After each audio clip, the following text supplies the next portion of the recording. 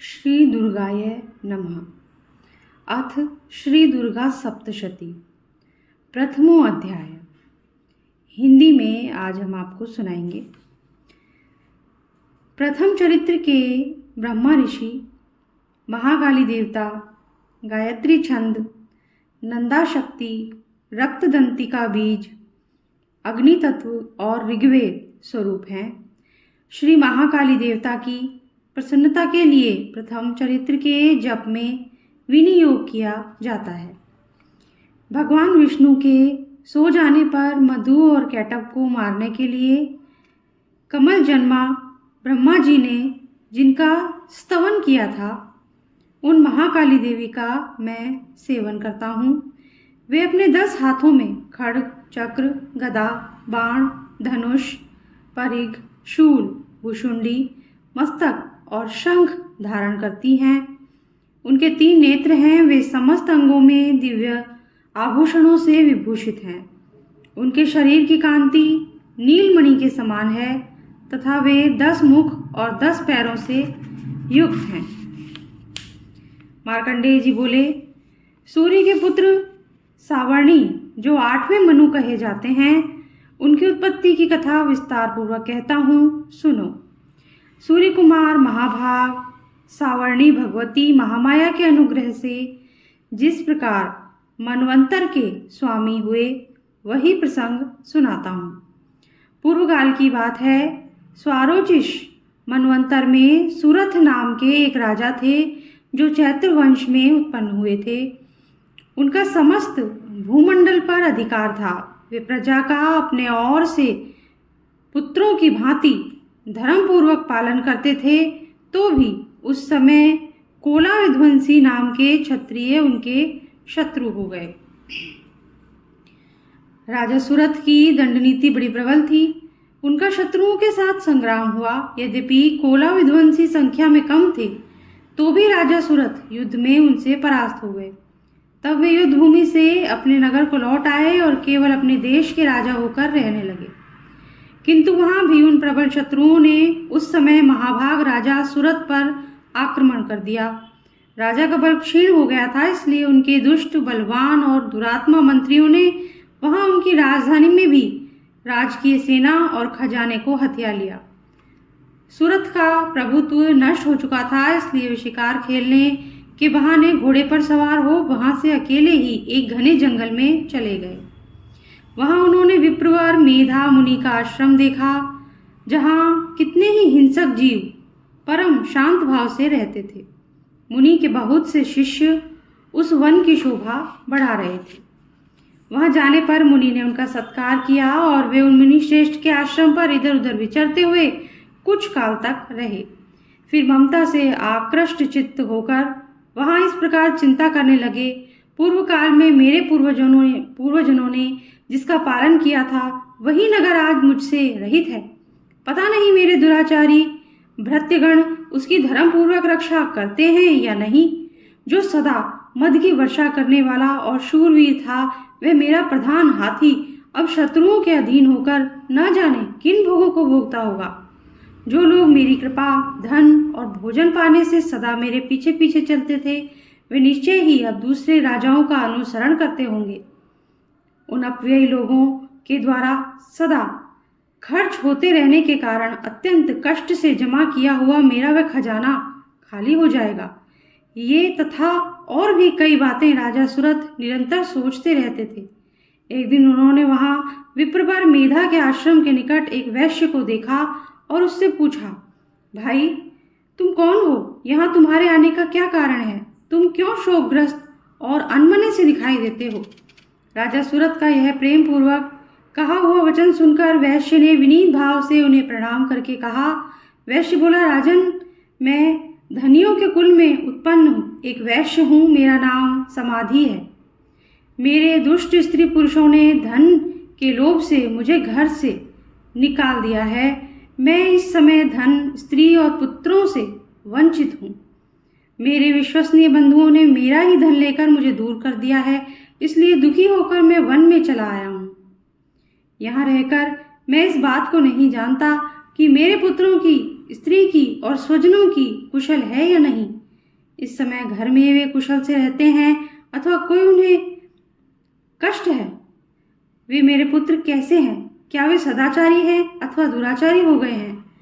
राजा ने पूछा, जिन लोभी स्त्री पुत्र आदि ने धन के कारण तुम्हें घर से निकाल दिया, उनके प्रति तुम्हारे चित्त में इतना स्नेह का बंधन क्यों है?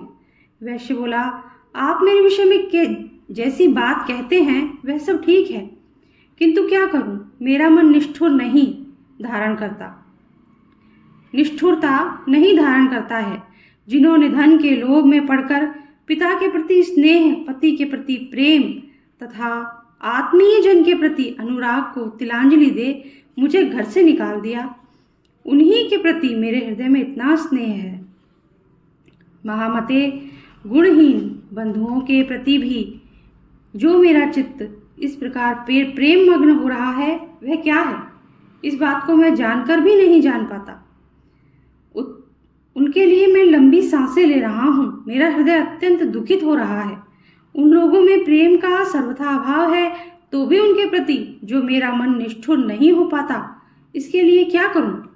मार्कंडेय जी कहते हैं, ब्राह्मण तदनंतर राजाओं में श्रेष्ठ सुरथ और वह समाधि नामक वैश्य दोनों साथ साथ मेधा मुनि की सेवा में उपस्थित हुए और उनके साथ यथायोग्य न्यायानुकूल विनयपूर्वक बर्ताव करने बैठे। तत्पश्चात वैश्य और राजा ने कुछ वार्तालाप आरंभ किया। राजा ने कहा, भगवान, मैं आपसे एक बात पूछना चाहता हूँ, उसे बताइए। मेरा चित्त अपने अधीन न होने के कारण वह बात मेरे मन को बहुत दुख देती है। जो राज्य मेरे हाथ से चला गया, उसमें और उसके संपूर्ण अंगों में मेरी ममता बनी हुई है। मुनिश्रेष्ठ, यह जानते हुए भी कि अब मेरा नहीं है, अज्ञानी की भांति मुझे उसके लिए दुख होता है। यह क्या है? इधर यह वैश्य भी घर से अपमानित होकर आया है, इसके पुत्र स्त्री ने, भृत्यों ने इसे छोड़ दिया, स्वजनों ने भी इसका परित्याग कर दिया, तो भी यह उनके प्रति अत्यंत हार्दिक स्नेह रखता है। इस प्रकार यह तथा मैं दोनों ही बहुत दुखी हैं। जिनमें प्रत्यक्ष दोष देखा गया है, उस विषय के लिए भी हमारे मन में ममता जनित आकर्षण पैदा हो रहा है। महाभाग, हम दोनों समझदार हैं, तो भी हम में जो मोह पैदा हुआ है वह क्या है? विवेक शून्य पुरुष की भांति मुझ में और इसमें भी यह मूढ़ता प्रत्यक्ष दिखाई देती है। ऋषि बोले, महाभाग, विषय मार्ग का ज्ञान सब जीवों को है, इसी प्रकार विषय भी इसके लिए अलग अलग है। कुछ प्राणी दिन में नहीं देखते और दूसरे रात में ही नहीं देखते, तथा कुछ जीव ऐसे हैं जो दिन और रात्रि में भी बराबर देखते हैं। यह ठीक है कि मनुष्य समझदार होते हैं, किंतु केवल वे ही ऐसे नहीं होते। पशु, पक्षी और मृग आदि सभी प्राणी समझदार होते हैं। मनुष्यों की समझ भी वैसी ही होती है जैसी उन मृग और पक्षियों की होती है, तथा जैसी मनुष्यों की होती है वैसी ही उन मृग, पक्षी आदि की होती है। यह है तथा अन्य बातें भी प्राय दोनों में समान ही हैं। समझ होने पर भी इन पक्षियों को तो देखो, ये स्वयं भूख से पीड़ित होते हुए भी मोहवश बच्चों की चोंच में कितने चाव से अन्न के दाने डाल रहे हैं। नरश्रेष्ठ, क्या तुम नहीं देखते कि ये मनुष्य समझदार होते हुए भी लोभवश अपने किए हुए उपकार का बदला पाने के लिए पुत्रों की अभिलाषा करते हैं? यद्यपि उन सब में समझ की कमी नहीं है, तथापि वे संसार की स्थिति बनाए रखने वाले भगवती महामाया के प्रभाव द्वारा ममतामय भंवर से युक्त मोह के गहरे गर्त में गिराए गए हैं। इसलिए इसमें आश्चर्य नहीं करना चाहिए। जगदीश्वर भगवान विष्णु की योग निद्रा रूपा जो भगवती महामाया है, उन्हीं से ये जगत मोहित हो रहा है। वे भगवती महामाया देवी ज्ञानियों के चित्त को बलपूर्वक खींचकर मोह में डाल देती हैं। वे ही इस संपूर्ण चराचर जगत की सृष्टि करती हैं, तथा वे ही प्रसन्न होने पर मनुष्यों को मुक्ति के लिए वरदान देती हैं। वे ही पराविद्या, संसार बंधन और मोक्ष की हेतुभूता सनातनी देवी तथा संपूर्ण ईश्वरों की भी आदिश्वरी हैं। राजा ने पूछा, भगवान, जिन्हें आप महामाया कहते हैं वे देवी कौन है? ब्राह्मण, उनका आविर्भाव कैसे हुआ तथा उनके चरित्र कौन कौन हैं? ब्रह्मवेत्ताओं में श्रेष्ठ महर्षि उन देवी का जैसा प्रभाव हो, वैसा स्वरूप, जैसा स्वरूप हो और जिस प्रकार का प्रादुर्भाव हुआ हो, वह सब मैं आपके मुख से सुनना चाहता हूँ। ऋषि बोले, राजन, वास्तव में तो वे देवी नित्य स्वरूपा ही हैं। संपूर्ण जगत उन्हीं का रूप है तथा उन्होंने समस्त विश्व को व्याप्त कर रखा है। तथापि उनका प्राकट्य अनेक प्रकार से होता है, वह मुझसे सुनो। यद्यपि वे नित्य और अजन्मा हैं, तथापि जब देवताओं का कार्य सिद्ध करने के लिए प्रकट होती हैं, उस समय लोक में उत्पन्न हुई कहलाती हैं। कल्प के अंत में जब संपूर्ण जगत एकार्ण में निमग्न हो रहा था, उस सबके प्रभु भगवान विष्णु शेषनाग की शैया पर बिछाकर योग निद्रा का आश्रय ले सो रहे थे।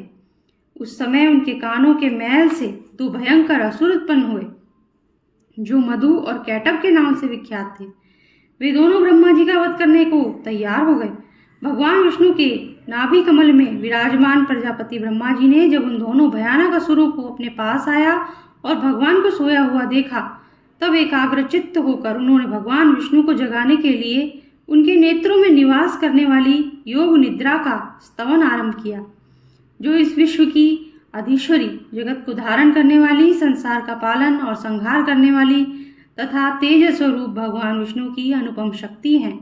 उन्हीं भगवती निद्रा देवी की भगवान ब्रह्मा ने स्तुति की। ब्रह्मा जी ने कहा, देवी, तुम ही स्वाहा, तुम ही स्वधा और तुम ही वषटकार हो। स्वर भी तुम्हारे ही स्वरूप हैं।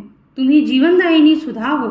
नित्य अक्षर प्रणव में अकार, उकार, मकार, इन तीन मात्राओं के रूप में तुम ही स्थित हो तथा इन तीन मात्राओं के अतिरिक्त जो बिंदु रूपा नित्य अर्धमात्रा है, जिसका विशेष रूप से उच्चारण नहीं किया जा सकता, वह भी तुम ही हो।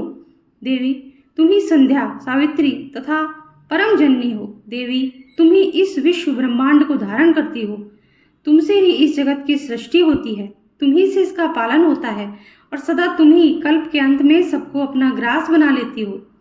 जगन्मयी देवी, इस जगत की उत्पत्ति के समय तुम सृष्टि रूपा हो, पालन काल में स्थिति रूपा हो तथा कल्पांत के समय संहार रूप धारण करने वाली हो।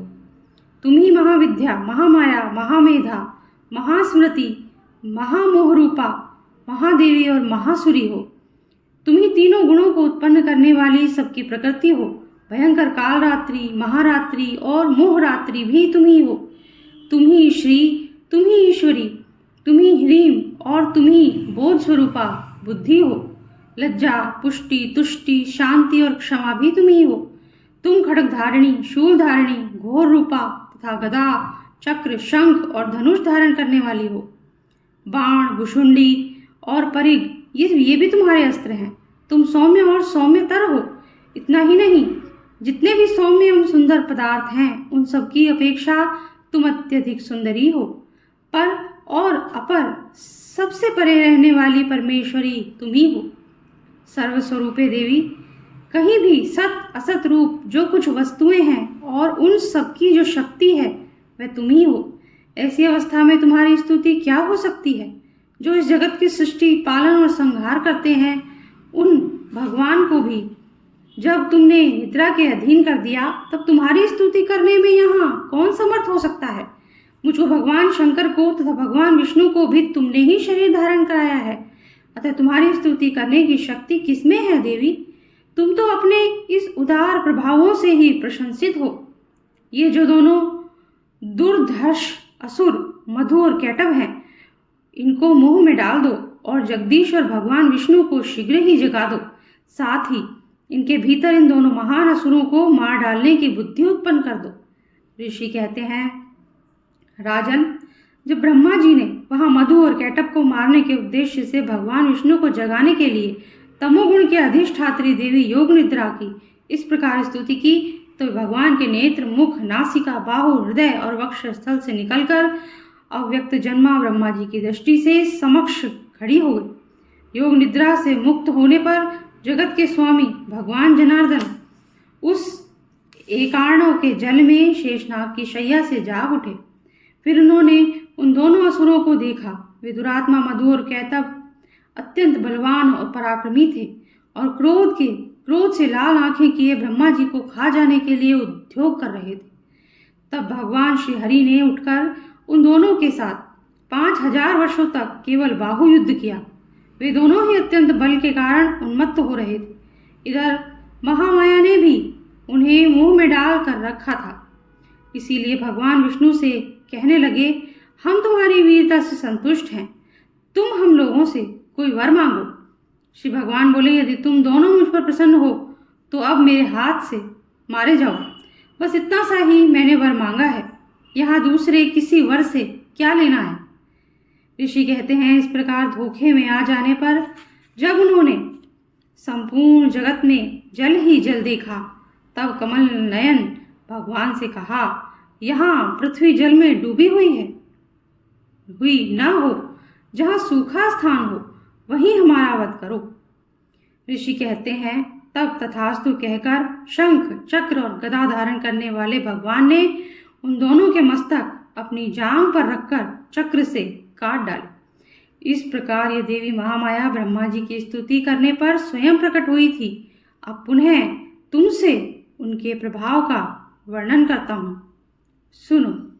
इस प्रकार श्री मार्कंडेय पुराण में सार्वणिक मनवंतर की कथा के अंतर्गत देवी महात्म्य में मधुकैटभ वध नामक पहला अध्याय पूरा होता है।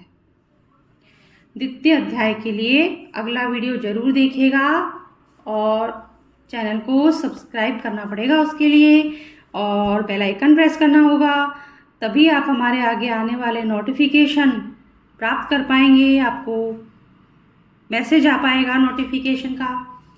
तो चैनल को सब्सक्राइब कर दीजिए, और अगर वीडियो अच्छा लगा हो तो लाइक ज़रूर कर दीजिएगा, और कमेंट बॉक्स में जय माता दी लिखना मत भूलिएगा।